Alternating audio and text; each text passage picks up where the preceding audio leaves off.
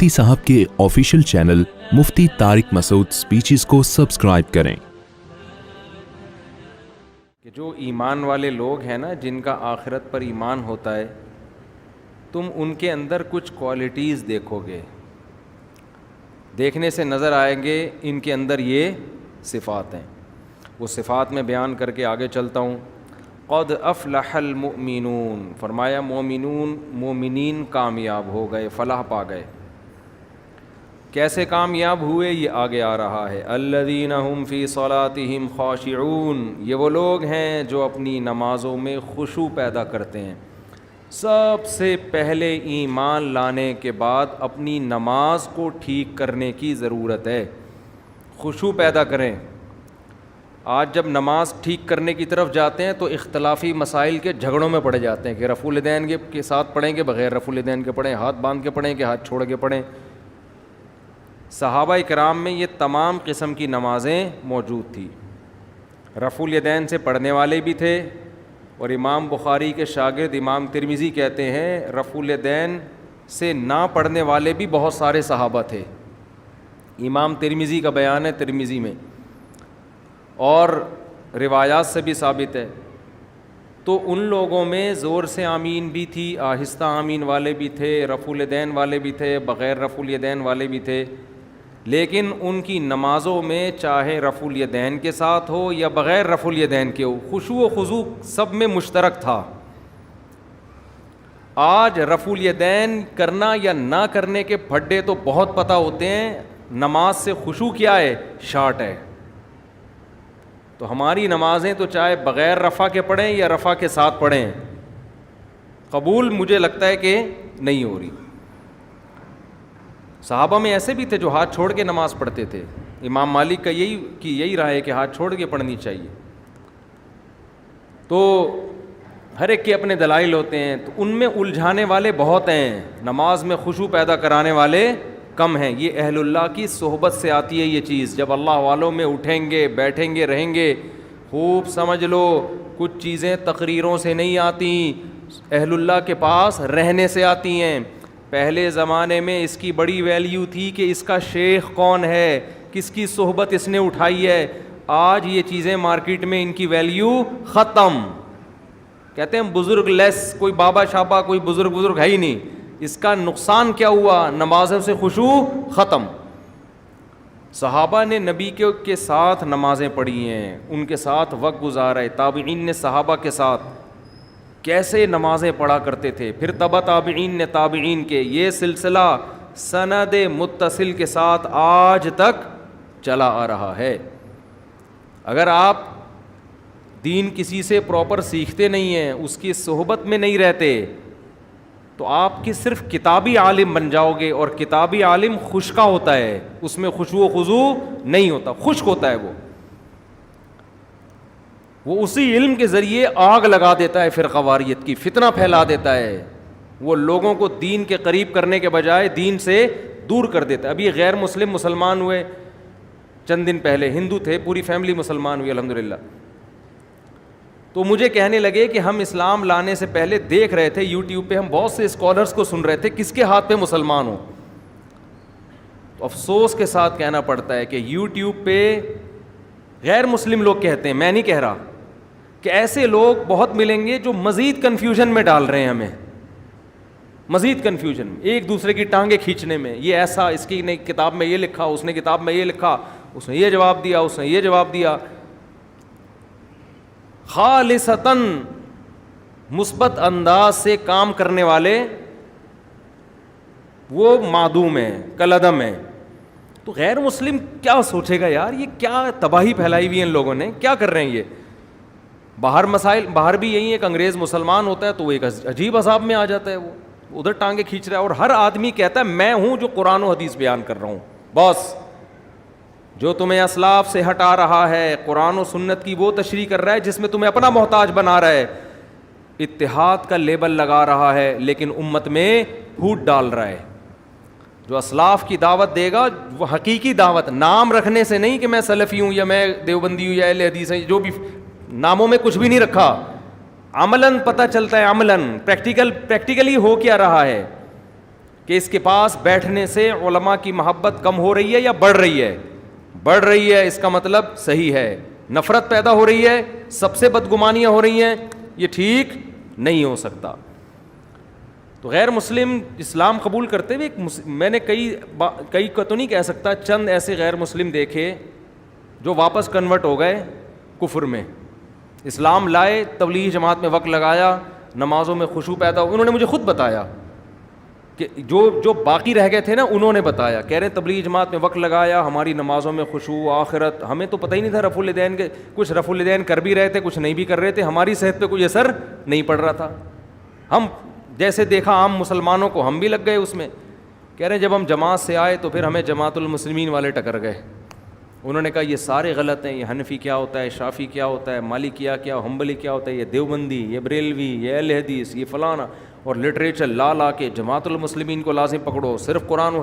کہہ رہے اتنے بڑے مسائل، ایک طرف یہ تھے، ایک طرف پوری دنیا تھی. کہہ رہے ہمارے بہت سے رشتہ دار واپس اسماعیلی بن گئے، آغا خانی بن گئے. تو میں یہ عرض کر رہا تھا صحابہ کرام میں قدر مشترک کیا تھی؟ ان کی نمازوں میں خشوع تھا، جو آج مارکیٹ میں شارٹ ہے. ہاتھ باندھنے میں بڑا اختلاف تھا صحابہ کرام کا. ہاتھ باندھنے میں خوب سمجھ لو، یہاں ہاتھ باندھنا سینے پہ، کوئی صحیح حدیث کسی کے پاس نہیں ہے. دعوے کرنے والے بہت ملیں گے، اور یہ جو احناف دعویٰ کرتے ہیں کہ ناف پہ ہاتھ باندھے جائیں گے، اس کے بارے میں بھی مرفوع روایت ہمارے علم میں کم از کم کوئی صحیح روایت موجود نہیں ہے، کسی کے پاس بھی نہیں ہے. اس بارے میں ہر مجتہد نے اجتہاد کیا ہے، 2-3 حدیثوں کو جمع کر کے اپنی رائے قائم کرنے کی کوشش کی ہے. امام ابو حنیفہ کا اپنا ایک انداز ہے، انہوں نے 3-4 روایات کو جمع کر کے ایک کیفیت وضع کی ہے. امام شافعی کا اپنا انداز ہے، انہوں نے ایک روایت کو فوکس کیا، اس روایت کے مطابق فتویٰ دیا. تو جو اس میں جزم کے ساتھ کہتا ہے نا یہ طریقہ صحیح ہے باقی غلط ہیں، وہ 100% غلط کہہ رہا ہے. تو دعوے کرنے والے آپ کو بہت ملیں گے، اور ان لوگوں میں سب سے بڑا عیب یہ ہے کہ جب یہ دعویٰ کرتے ہیں نا، ہم کیا کرتے ہیں، کسی نے دعویٰ کیا نا یہ صحیح حدیث ہے، ہم کیا کرتے ہیں نیچے کمنٹس میں حدیث کا ضعیف ہونا ثابت کرتے ہیں ڈسکرپشن میں کہ دیکھو یہ غلط کہہ رہا ہے. وہ کمنٹ کیا کر دیتے ہیں، اڑا دیتے ہیں. اس کا مطلب اندھی تقلید کون کر رہا ہے؟ آپ کر رہے ہیں کہ اس کی سن رہے ہیں، نیچے ڈسکرپشن میں کوئی اگر اس کا جواب دے رہا ہے تو وہ کیا کر رہے ہیں، اڑا رہے ہیں. تو یہ سب باتیں ہوتی ہیں کہ ہم لوگوں کو کسی کا مقلد نہیں بناتے، ہم ڈائریکٹ قرآن حدیث کی بات کرتے ہیں، صرف باتیں ہیں. حقیقت میں یہ لوگوں کو اپنا مقلد بنا رہے ہوتے ہیں کہ صرف ہماری سنو. کہتے یہ ہیں کہ سب کی سنو، لیکن عمل کیا ہے، کسی کی مت سنو. ورنہ آپ جو ڈسکرپشن میں جب ہم یا کمنٹس میں جب کوئی لنک دیا جاتا ہے اس کے جواب کا تو اڑاتے کیوں ہو؟ تو میں آپ کو یہ بار بار یہ باتیں اس لیے بتاتا ہوں کہ اس زمانے میں دین کے نام پہ چورن بیچنے والے مارکیٹ میں بہت ہیں. تو قرآن کیا بیان کر رہا ہے اس کو فوکس کرو. الذین هم فی صلاتہم خاشعون، فرمایا اہل ایمان اپنی نمازوں میں خشوع پیدا کرتے ہیں. والذین هم عن اللغو معرضون، جو کامیاب لوگ ہیں وہ لغو سے اعراض کرتے ہیں. لغو کا کیا مطلب؟ وہ باتیں جن کا نہ دین کا کوئی فائدہ اور نہ آخرت. ٹائم ویسٹنگ، لغو میں ٹائم ویسٹنگ بھی داخل ہے، وہ موضوعات بھی داخل ہیں جن کا ہم سے قیامت کے دن سوال نہیں ہوگا، وہ امت کے لیے اہم نہیں ہے. آپ اہم چیزوں کو چھوڑ کر غیر اہم میں لگ جاؤ، یہ بھی لغویات ہیں. میں نے اپنے شیخ مفتی رشید احمد صاحب رحمہ اللہ کی صحبت میں 7-8 سال لگائے، بالکل چپک کے ایسے. نماز بھی 3 سال پڑھائی میں نے. ہفتے میں 1 دن ہم گھر میں آتے تھے. کتنے بڑے اللہ والے بزرگ تہجد میں اتنی لمبی لمبی نمازیں پڑھتے تھے، روتے تھے. اللہ نے علم اتنا دیا تھا. کئی سال صحیح بخاری پڑھائی انہوں نے دارالعلوم کرنگی میں. حضرت مفتی تقی عثمانی صاحب جو اتنے بڑے عالم جن کے ائمہ حرمین قدر کرتے ہیں، عزت دیتے ہیں، یہ ہمارے شیخ مفتی رشید احمد صاحب کے شاگرد ہیں. 7 سال پڑھا ہے انہوں نے حضرت سے. فتوے کا کام مفتی رشید احمد صاحب رحمہ اللہ نے حضرت اقدس حضرت مفتی تقی عثمانی صاحب اور حضرت مفتی رفیع عثمانی صاحب کو سکھایا. کتنے بڑے عالم. میں نے 7-8 سال میں ایک مرتبہ بھی یزید کا مسئلہ ان کی زبان سے نہیں سنا. نہ جنگ جمل سنی، نہ جنگ صفین سنی، نہ یہ سنا کہ ان دونوں میں کون حق پر تھا کون باطل پر تھا.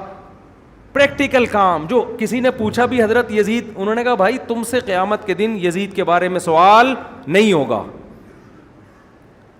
قرآن جگہ جگہ کہہ رہا ہے تلک امۃ قد خلت, یہ لوگ تھے گزر گئے, لہا ما کسبت ولکم ما کسبتم, انہوں نے جو کیا ان کو قیامت میں اس کا بدلہ مل جائے گا. اچھا کیا اچھا ملے گا, برا کیا لعنت ہوگی ان کے اوپر. وَلَكُمْ مَا كَسَبْتُمْ, اللہ تم سے تمہارے عمل کے بارے میں پوچھے گا, تم کیا کر رہے ہو. اپنا عمل زیرو, اور تقریریں دیکھو یار بیٹھ کے. تو لغویات میں یہ بھی داخل ہے, جس چیز کا آپ کی پریکٹیکل لائف سے تعلق نہیں ہے اپنے آپ کو ان چیزوں سے بولو بچاؤ. آپ ڈائری بناؤ, یار میں فجر کی نماز تکبیر اولا سے پڑھتا ہوں, میں ظہر پڑھتا ہوں, میں عصر پڑھتا ہوں, میں مغرب پڑھتا ہوں, میں عشاء پڑھتا ہوں, میں اپنے ماں باپ کے ساتھ اچھا سلوک کرتا ہوں, میں نے بہنوں کی وراثت ان کے حوالے کی ہے, میں حرام تو نہیں کما رہا, میں تجارت میں جھوٹ تو نہیں بول رہا, میں تہجد پڑھتا ہوں, میں تلاوت کتنی کرتا ہوں, میں دین کو دنیا میں غالب کرنے کے لیے کیا کر رہا ہوں. تو آج آپ کو جس کے پاس بیٹھو گے نا وہی باتیں شروع کر دو گے. پنجاب میں حیات ممات کے مسئلے میں اتنا الجھے ہیں لوگ, اتنا الجھے ہیں کہ اچھے اچھے ایک جماعت کے طلباء آپس میں لڑ پڑے ہیں.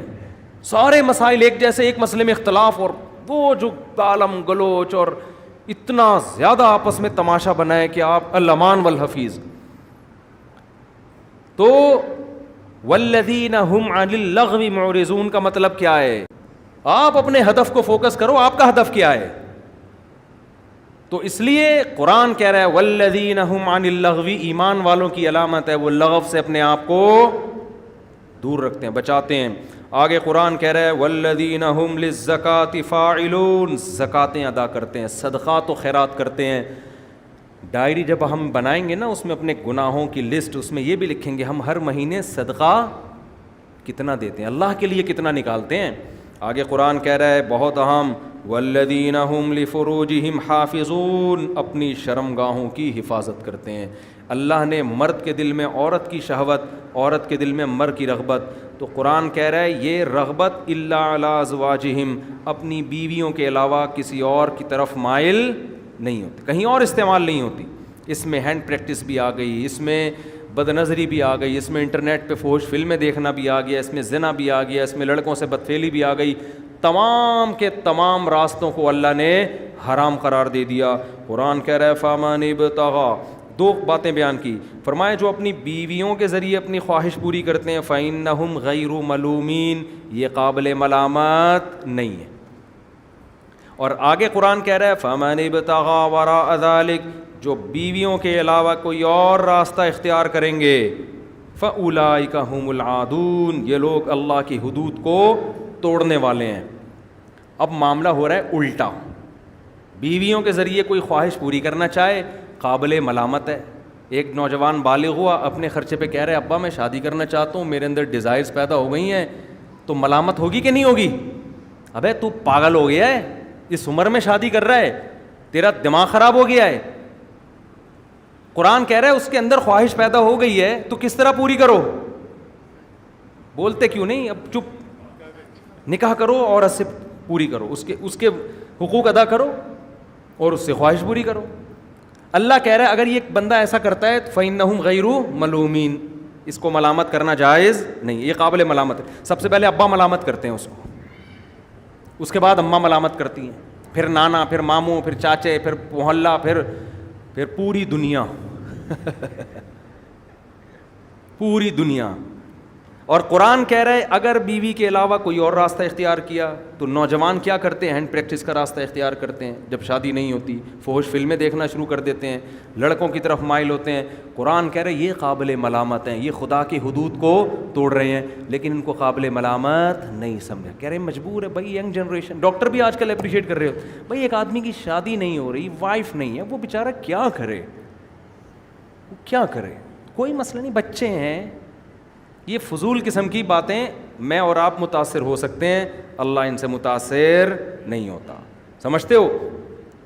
اور اس آیت کے تحت علماء نے لکھا ہے کہ اگر کوئی زیادہ بیویاں رکھتا ہے نا, 4 بیویاں رکھتا ہے حقوق ادا کرنے کے لیے, اور اس کی نیت صرف خواہش پوری کرنی ہے, لیکن خواہش برائے خواہش نہیں بلکہ حقوق بھی ادا کرے گا ان کے جو حقوق ہیں. نیت اس کی صرف یہی ہے کہ اپنی خواہشات کے لیے, بلکہ میں اس کو عام زبان میں کو مزے کے لیے شادی کر رہا ہے, وہ مزے کے لیے کر رہا ہے, لیکن صرف مزے برائے مزے نہیں, نیت یہ ہے کہ میں ان کے حقوق بھی پورے کروں گا, ان میں برابری بھی کروں گا. تو لیکن نیت صرف مزے کے لیے. علماء نے لکھا ہے اس آیت کی روشنی میں, آج کے علماء نے نہیں, 1000 سال پہلے کے علماء نے, کہ اگر اس کو کوئی تانا دیتا ہے نا تو اس پہ کفر کا خطرہ ہے, کہ قرآن کہہ رہا ہے کہ یہ قابل ملامت نہیں ہے اور تم اس کو کیا کر رہے ہو, ملامت کر رہے ہو, کتنی ساری آیت کا انکار کر رہے ہو. تو اللہ نے ایک باؤنڈری کھینچ دی ہے کہ کون سے مزے حرام ہیں اور کون سے مزے حلال ہیں. تو آج لوگوں کو اس پہ بھی تکلیف ہوتی ہے کہ ایک آدمی نے اتنی سال کا تھا, اتنی عمر کی لڑکی سے صرف مزے کے لیے کیوں شادی کر لی. لڑکی کو اس پہ اعتراض ہونا چاہیے, اس کے ابا کو ہونا چاہیے, بالکل بجا ہے. اگر ان کو اعتراض ہو رہا ہے کیوں کر رہے ہو, نہ کریں وہ. لیکن اگر وہ کر رہے ہیں, کسی تیسرے کو اگر اعتراض ہو رہا ہے تو یہ اعتراض اس کی علامت ہے کہ اس کو اس پہ اعتراض نہیں ہو رہا اس سے کیوں شادی ہو رہی ہے, اس کو اعتراض اس پہ ہو رہا ہے کہ مجھ سے کیوں نہیں کی. یہ اسی کی علامت ہے, اس کے علاوہ کسی اور کی علامت نہیں ہے. تو اس کو شریعت نے حق دیا ہے کہ بھائی آپ کم عمر ہو, جوان ہو, آپ سے ایک بڑی عمر کا آدمی نکاح کر رہا ہے تو آپ نہ کرو. آپ کیوں کر رہی ہے اس سے شادی؟ بھائی اس کو تو مشورہ یہی دیا جائے گا. لیکن کوئی مصلحت ہے تو وہ جانے, یہ ان کا آپس کا مسئلہ ہے. ان کو مسئلہ ہو نہیں رہا, مسئلہ کس کو ہو رہا ہے, پڑوسیوں کو ہو رہا ہے. پھر یہ ٹیکنیکل, یہ مینوفیکچرنگ فالٹ ہے میرے بھائی. ایسے آدمی کی ریپیئرنگ نہیں ہو سکتی, اس کو کھول کے دوبارہ جوڑنا پڑے گا. صحیح. تو قرآن کہہ رہا ہے والذین هم لأمان, لیکن کیا مزوں کے لیے نہ کرو. میں تو کہہ رہا ہوں جائز ہے, لیکن کرو سنت پوری کرنے کے لیے. تبھی ہم لوگوں کو مشورہ دیتے ہیں بھائی بہتر یہی کہ بیوہ سے کرو, طلاق یافتہ سے کرو. میں جائز کی بات الگ ہے, مستحب اور ترغیب کی بات ایک الگ ہے. تو نیت تو یہی ہونی چاہیے, سنت پوری کرنی ہے. کہ نبی نے پہلی شادی 40 سالہ بیوہ سے کی ہے تو کرو یہ. لیکن اگر کوئی کر رہا ہے, اگر دیکھو ہم لوگوں کہتے ہیں سادہ کھانا کھاؤ, چٹورے بننا کوئی اچھا کام نہیں ہے. ہر وقت جا کے ٹھیک ہے آپ نلی نہاری بھی کھا لی, دہلی کی نہاری بھی کھا لی, اب کبھی دال چاول بھی کھا لو سادے یار. ہر وقت ہی پیزے برگر میں لگا رہتا ہے. لیکن حرام تو نہیں کہیں گے نا, وہ کہے گا اپنے خرچے سے کھا رہا ہوں نا, میں نہاری کھاؤں, اس میں نلی ڈالوں, اس میں دیسی گھی کا تڑکا لگاؤں, جو بھی کروں مولوی صاحب اپنے خرچے پہ کر رہا ہوں, آپ کو کیا مسئلہ ہے.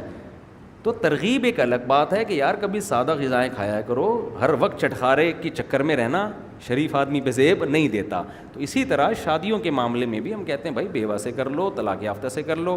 لیکن اگر کوئی اپنے خرچے پہ کر رہا ہے, ٹھیک ہے نا, کسی اور سے کر رہا ہے تو وہ اس کا ذاتی مسئلہ ہے, قابل ملامت بہرحال نہیں ہے.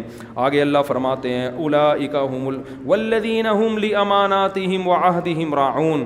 یہ بڑی مشکل شرط ہے. یہ باقی تینوں علامتیں مسلمانوں میں کسی حد تک پائی جاتی ہیں, یہ والی جو شرط ہے نا جس میں اللہ نے کہا کہ اہل ایمان کی یہ شرط ہے, یہ ہوگی تو کامیابی ملے گی ورنہ نہیں. وہ کیا ہے, لِأَمَانَاتِهِمْ وَعَهْدِهِمْ رَاعُونَ.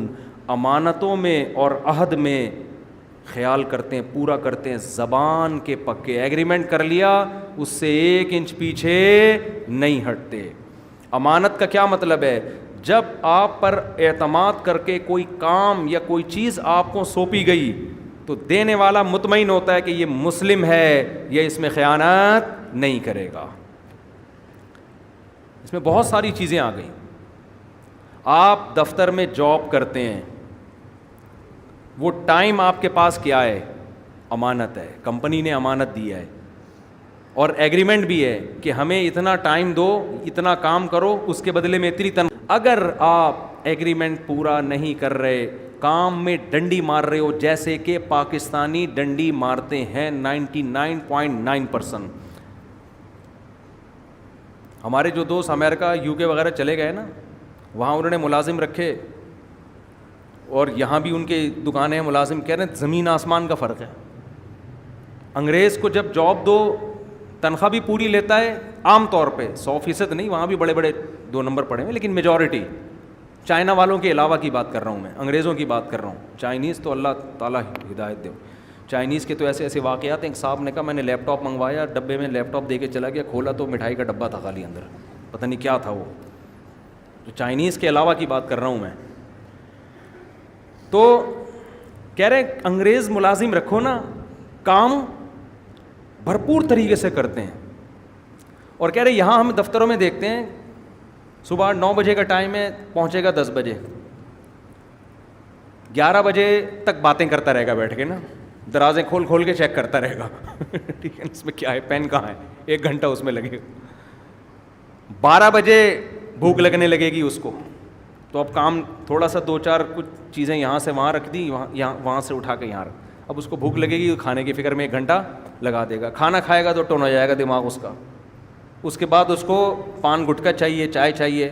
سارا دن ملازموں کا اسی طرح گزرتا ہے. تنخواہ لینے کے لیے سر پہ کھڑے ہوئے ہوتے ہیں, اور تنخواہ بڑھانے کے لیے بھی سر پہ کھڑے ہوئے ہوتے ہیں. سر اتنے سال سے میں جاب کر رہا ہوں, ابھی تک صرف 1 کروڑ روپے دے رہے ہیں آپ مجھے, ٹھیک ہے نا. یہ ایک آدمی کی رپورٹ ہوتی نا تو ہم کہتے غلط ہو سکتی ہے. جو بھی جاتا ہے نا باہر, اس کی نظر میں اپنی قوم کا امیج بہت خراب ہو جاتا ہے. جس کو کام, اور ہمیں خود تجربہ ہے, ہم دوسروں کو کیا شکایت کریں. آپ ایڈوانس میں کسی ٹھیکیدار کو پیسے پکڑا دو, یار یہ بلڈنگ بنا دے, میرا گھر بنا دے, یہ ایڈوانس میں پیسے, میں بہت اچھا ہوں, پیسے پہلے دیتا ہوں.